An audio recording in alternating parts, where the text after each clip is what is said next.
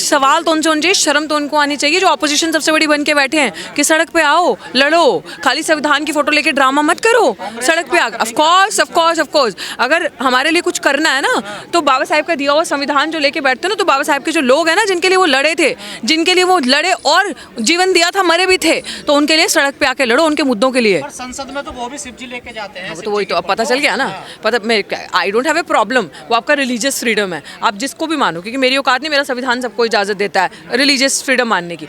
But बात यह है कि जिन तबके का आपको वोट लेना है, जिनको भ्रमित करने के लिए आप बड़ी बड़ी फोटोज लेके जाते हो और आप दिखाते हो कि मैं सबसे बड़ा अम्बेडकरवादी हूँ, देखो जी मैं सड़क पे निकला हूँ संविधान को बचाने के लिए। संविधान क्या किताब पकड़ने से बचेगा, उस खाके को पकड़ने से बचेगा जिसके पन्ने सारे भारतीय जनता पार्टी उखाड़ चुकी है, फाड़ चुकी है। संविधान बचेगा सड़कों पे संघर्ष करने से और टिकने से।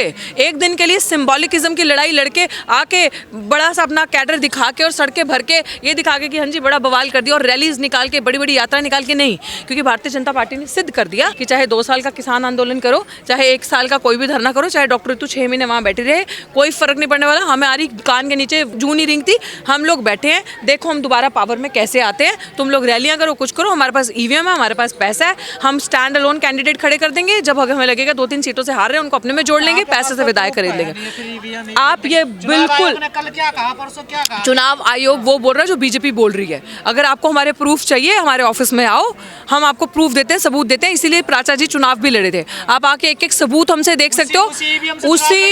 उसी ईवीएम से चुनाव। सुनिए, जब हम इससे पहले धरना करते थे ना और कोई चिट्ठी लिख के देते थे तो चुनाव आयोग हमें क्या कहता था, सबूत क्या है। चुनाव लड़ा, जब हमने कहा कि हमें ईवीएम दो, हमें डेमो करना है, हम डेमो करके दिखाएंगे कि ईवीएम कैसे हैक होता है, कैसे मैनिपुलेट होता है, तो उन्होंने हमें क्या जवाब दिया, क्यों दें आपको ईवीएम, किस कैपेसिटी में दें। तो चुनाव लड़ना इसलिए जरूरी था कि तथ्यों को इकट्ठा किया जाए, क्योंकि कैंडिडेट को इजाजत होती है ईवीएम देखने की, कंट्रोल रूम में जाके ईवीएम की सेफ्टी देखने की, ईवीएम का डेमो कराया जाता है। अगर आप चुनाव नहीं लड़ेंगे तो कैसे देखोगे, इसीलिए जाके चुनाव लड़के कर लिए। एब्सोल्यूट, अगर आप हमारे तथ्य देखेंगे ना, आप जो वीडियोग्राफी हमने की अगर आप वो देखेंगे, आपको पता चलेगा कि जो मिस्टर राजीव हैं, चुनाव आयोग के सबसे बड़ा जो अपन बैठे हैं वहाँ पे मोदी सरकार की भाषा बोलने के लिए, वो कितना बड़ा झूठ बोल रहे हैं। How is manipulating every time, कितना बड़ा झूठ, फेक चीजें सामने, हमारी चिट्ठियों का जवाब नहीं देते। कहाँ दिक्कत आ रही है जब आपके पास सारे तथ्य हैं?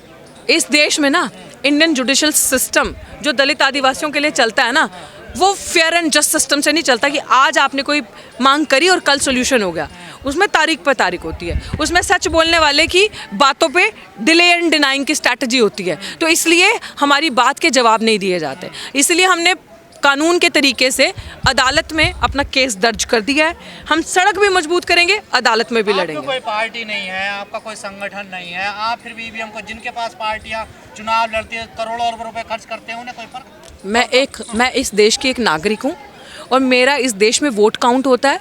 मैं इस देश की अगर नागरिक होने के नाते मेरे पास सबसे कीमती चीज़ मेरा वोट है कि अगर मैं तुम्हें वोट दूंगी ना तो तुम्हारी किस्मत बदल जाएगी। अगर तुम चुनाव में खड़े होगे, तुम जाके एमएलए एमपी बन जाओगे, है ना, तो मेरे पास इतना बड़ा खजाना है कि जिसकी भूख उस नेता को होती है आके लेने की। तो मेरा हक बनता है कि अगर मैं इस देश में सबसे ऊपर हूँ, मैं इस देश की राजा हूँ, जनता, तो ये सवाल करने का। और क्योंकि मैं इस देश की मुखर आवाज़ हूँ और आगे सबके लिए बोलती हूँ, तो मेरी जिम्मेदारी बनती है आवाज़ उठाने की। और जो पार्टीज आपने सही बोला कि इतनी बड़ी बड़ी पार्टीज कुछ नहीं कर रही, तो एटलीस्ट मैं कुछ नहीं करके उनको एक्सपोज तो करूं कि भैया ड्रामा कर रही हैं, इनको वोट मत दो। जो पार्टी तुम्हारे लिए लड़ती है, जो तुम्हारा असली घर है, उसको पहचानो और उसको वोट करो। तो आपके साथी भी कई टुकड़ों में बट गए जो ईवीएम की लड़ाई लड़ रहे। देखो, मुझे नहीं पता, जो बड़ी छोटी सोच के होंगे, जिनका विजन छोटा होगा, वो बट जाते होंगे, फर्क नहीं पड़ता।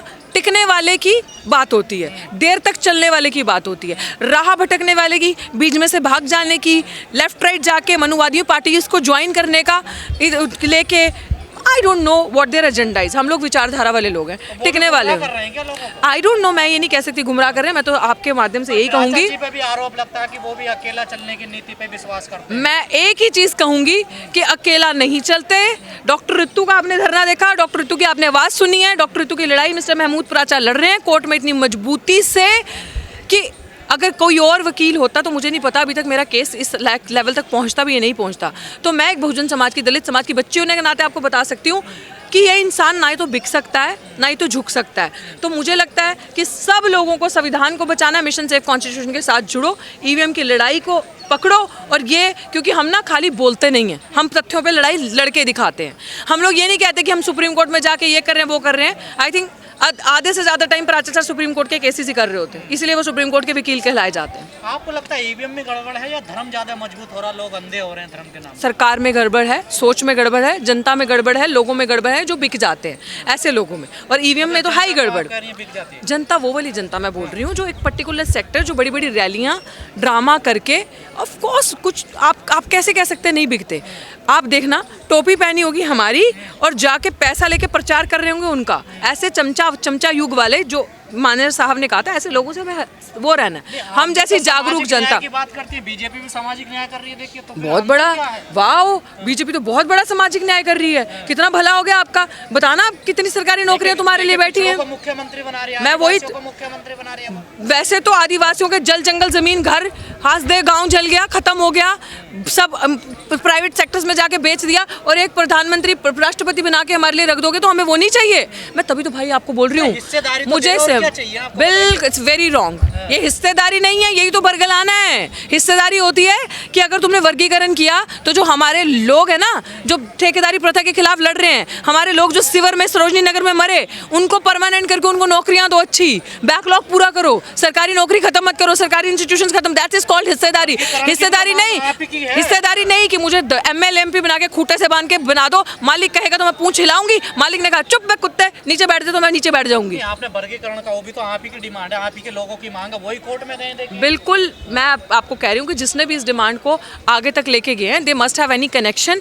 उन्होंने खुद नहीं किया, उनसे सरकार ने करवाया होगा। अगर आप पूरा सिनेरियो देखेंगे और पढ़ेंगे, इट वाज जस्ट विभाजन करने की राजनीति, वोट लेने की, हमारे दो भाइयों को बांटने की राजनीति थी, विच उन्होंने बड़े सक्सेसफुली करके दिखाया। लेकिन हम मूर्ख नहीं है, आप हमारा कमबैक देखेंगे। लोग हार रहे हैं लगातार। कमी इसलिए हो रही है कि बहुत सारे लोग समझ नहीं रहे टिक के कैसे लड़ना है, और हमारा काम है कॉन्स्टेंटली एक जगह पे टिके रहना, लड़ना, और लोगों को दिखाना कि असली आवाज़ क्या है। और पार्टीज जो अभी प्राचार्य जी ने ऐलान किया, जो धोखा दे के हमारा वोट लेती हैं और बेवकूफ़ बनाती है जनता को, उनके दरवाजे खटखटा के कि ड्रामा नहीं चलेगा, लड़ाई खाली मीडिया से नहीं होगी और बड़ी बड़ी एक दिन की रैली करने से होगी, लगातार सड़क पे बैठने से होगी। और मुझे लगता है अब कमी नहीं रहेगी। मैम, अक्सर देखा जाता है चुनाव हारने के बाद आप लोग ईवीएम पे रोना शुरू कर देते हैं। अच्छा, ऐसा क्यों? मैं तो नहीं देखती, मैं तो अपने आप को चुनाव से पहले भी हम लोग लगी पड़ी है। हाँ तो लगी पड़ी है, मतलब ईवीएम हटाओ, ईवीएम हटाओ। भाई शुक्र कर तेरे हाथ में माइक है, हैं? अगर एक बार और रिपीट होगी ना तो ये भी ना बचे को। अगर हम जैसे लोग सड़कों पे नहीं आएंगे ना तो मैं वही तो बता रही हूँ कि हमसे रुक रही है, मैं पार्टी चला रही हूँ कोई, मैं सबसे बड़ी ऑपोजिशन हूँ देश की। सवाल तो उनसे होना चाहिए, शर्म तो उनको आनी चाहिए जो ऑपोजिशन सबसे बड़ी बन के बैठे हैं कि सड़क पे आओ, लड़ो, खाली संविधान की फोटो लेके ड्रामा मत करो, सड़क पे आ। Of course